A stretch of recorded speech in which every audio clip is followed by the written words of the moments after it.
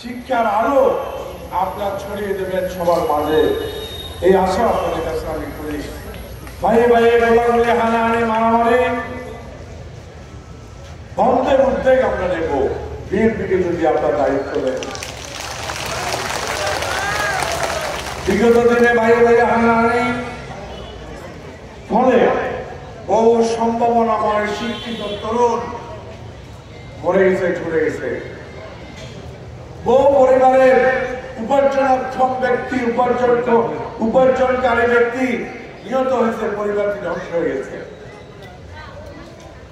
বহু পরিবারের গরিব পরিবার, তারা একটা মাত্র শুকর আছে, একটা মাত্র ছাগল আছে, সে একটা মাত্র শুকর, একটা মাত্র ছাগলই তাদেরকে খাওয়া দিতে হয়েছে, হাসপাতালে খাওয়া দিতে হয়েছে।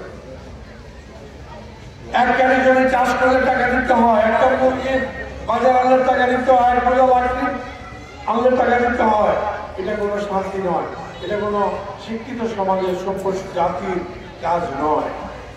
অতএব আমরা কোন শিক্ষিত যুবকের প্রাণ, কোন তরুণ, কোন মায়ের যুবক, কোন স্ত্রীর স্বামী যে তার পরিবারটা চালাবে, আমরা তাদেরকে হারাতে চাই না।